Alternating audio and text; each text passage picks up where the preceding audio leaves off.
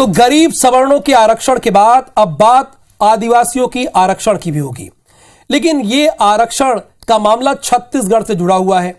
छत्तीसगढ़ के कांकेर जिले की भानु प्रतापपुर विधानसभा सीट पर 5 दिसंबर को उपचुनाव होना है। लिहाजा आदिवासी पर राजनीति लाजमी है।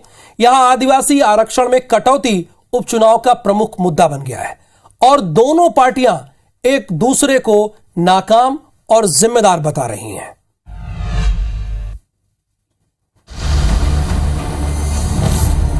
भानु प्रतापपुर विधानसभा सीट जो है वो अनुसूचित जनजाति वर्ग के लिए आरक्षित सीट है। उसके साथ ही नामांकन दाखिल करने की प्रक्रिया 10 नवंबर 2022 को प्रारंभ होगी। नामांकन दाखिल करने की अंतिम तिथि 17 नवंबर 2022 है। भूपेश बघेल का एक ही लाइन है, भीमराव अम्बेडकर का कानून 32% आदिवासी का आरक्षण दे के रहेंगे। आदिवासी समाज में जैसा आक्रोश है, इस सरकार ने जो आदिवासी समाज के साथ अन्याय किया है, अनुसूचित क्षेत्र के जिले के युवाओं के साथ जो अन्याय किया है। भानु प्रतापपुर उपचुनाव की तारीख तय होने के साथ ही दोनों दलों ने एक दूसरे को घेरना शुरू कर दिया है। बैनर पैम्पलेट से लेकर नेताओं के बयान तक ये तय हो गया कि उपचुनाव में आदिवासी आरक्षण सबसे बड़ा चुनावी मुद्दा होगा। बीजेपी पहले दिन से आदिवासी आरक्षण के मुद्दे पर कांग्रेस पर हमलावर है। बीजेपी नेताओं का सीधा आरोप है कि आदिवासियों का आरक्षण रद्द होना इस सरकार की नाकामी है। अनुसूचित क्षेत्र के जिले के युवाओं के साथ जो अन्याय किया है, निश्चित रूप से भानु प्रतापपुर की जनता का आशीर्वाद भारतीय जनता पार्टी को मिलेगा। भानु प्रतापपुर उपचुनाव की बाजी जीतने बीजेपी ने पूरी ताकत लगा दी।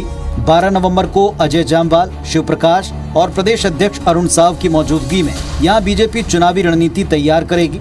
ये भी कहा जा रहा है कि आरक्षण के अलावा धर्मांतरण भी बीजेपी के लिए बड़ा मुद्दा होगा। दूसरी तरफ कांग्रेस का दावा है कि भानु प्रतापपुर उपचुनाव के नतीजे दूध का दूध और पानी का पानी कर देंगे। जनता ये तय कर देगी कि बीजेपी आदिवासियों की विरोधी है। आरक्षण का ये जो पाप है ना, जो 20% हुआ है, ये भारतीय जनता पार्टी कारण हुआ है और उसको हम लोग ठीक करेंगे। आदिवासी समाज के लेकर आए थे, मैंने स्पष्ट कहा है कि आपको जो संविधान में जो सुविधा मिली है वो मिल के रहेगा। भानु प्रतापपुर विधानसभा में 70% मतदाता आदिवासी वर्ग के हैं और इसके नतीजे बताएंगे कि 2023 विधानसभा चुनाव में धर्मांतरण और आदिवासी आरक्षण खारिज होने के लिए खुद आदिवासी वर्ग किसे जिम्मेदार मानता है। आदिवासी वोटर्स किसके प्रयासों से इत्तेफाक रखता है, ये भी पता चलेगा।